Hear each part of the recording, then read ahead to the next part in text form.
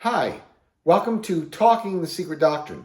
My name is Dr. Don Franklin Shepherd, and today we will be concluding H.P. Blavatsky's proem in the Secret Doctrine on pages 18 and 19.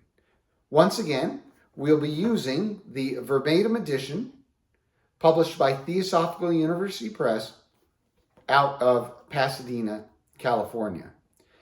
I think these are the two most important pages in the proem, perhaps even more important than the three fundamental propositions. And as we study it, perhaps we will see why.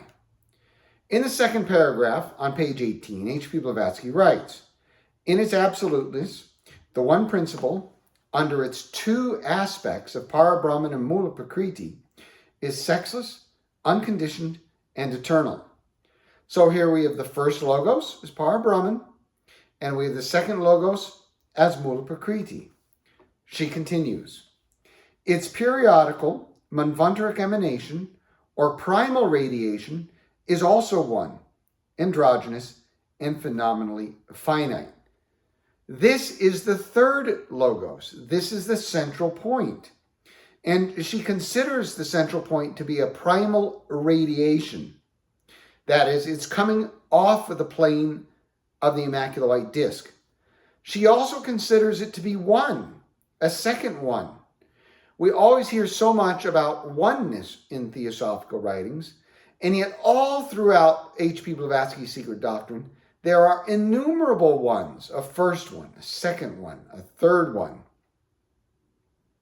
The reason for this is because we must remember that change, in the first proposition of the Secret Doctrine, that change is a fundamental characteristic of the one principle. Let us continue. When the radiation radiates in its turn, all its radiations are also androgynous to become male and female principles in their lower aspects. So here once again we have the triad becoming the quaternary.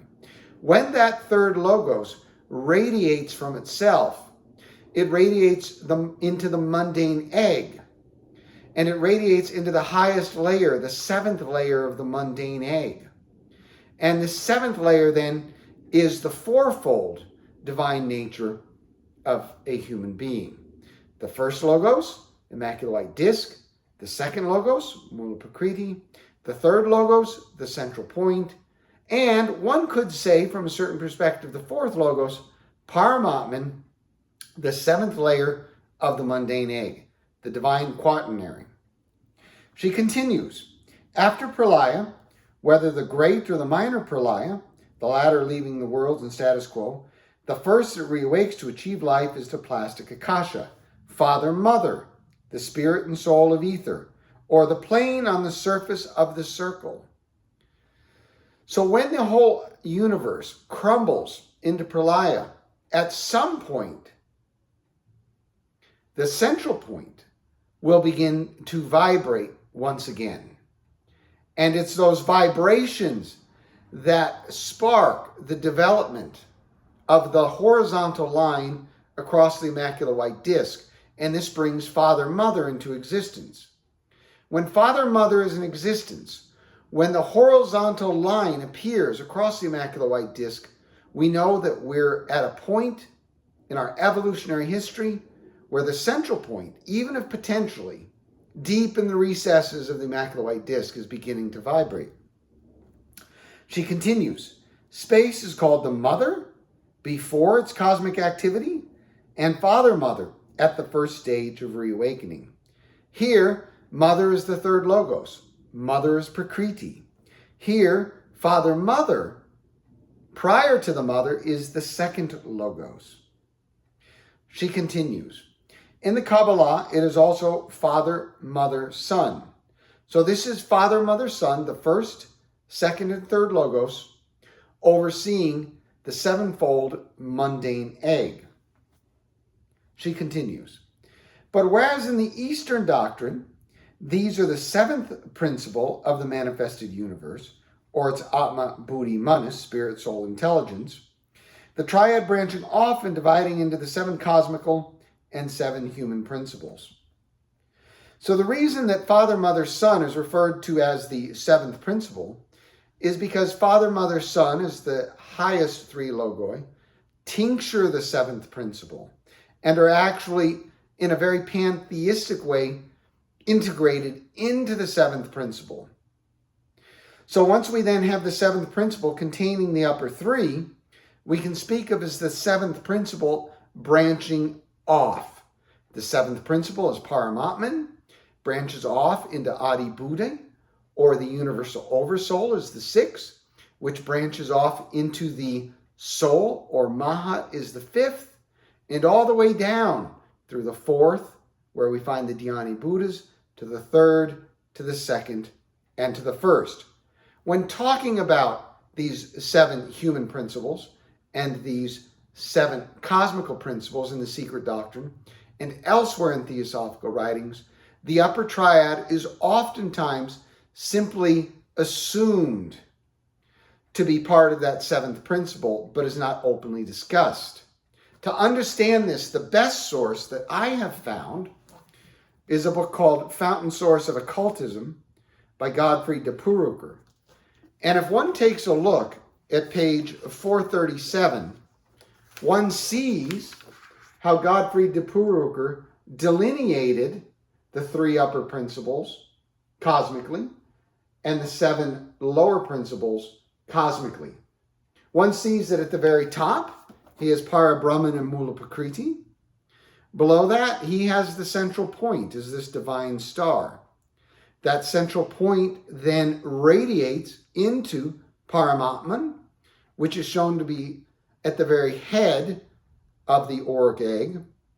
And then beneath that are the sixth cosmic principles that one could say are within the auric egg or the mundane egg, including Adi Buddhi, Mahat, cosmic Kama is the fourth, cosmic Jiva is the third, the astral light is the second, and Sthula Sharira as the first. So when we're speaking about the seven cosmical or the seven human principles, oftentimes the highest three are simply assumed to be pantheistically integrated into the lower seven. This is the key passage in the proem that I find is often overlooked. Let us continue. She talks about the Western Kabbalah. The Western Kabbalah of the Christian mystics is that the triad or trinity, and with their occultists, the male-female Jehovah, Yahweh. Now, if one notices in the secret doctrine very closely, H.P. Blavatsky places Jehovah interchangeably as the second or the third logos. Most often is the third, because the third, just like Brahma, being Purush Prakrit, being male-female, Jehovah, the name Kabbalistically, is also male-female. She continues, in this lies the whole difference between the esoteric and the Christian trinities. The mystics and the philosophers, the Eastern and Western pantheists, synthesize their pre-genetic triad in the pure divine abstraction. This means that we're talking about the three logoi outside of the mundane egg. She continues, the Orthodox anthropomorphize it. That is, in the Christian tradition, oftentimes this threefold logoic combination is seen from too personal of an aspect.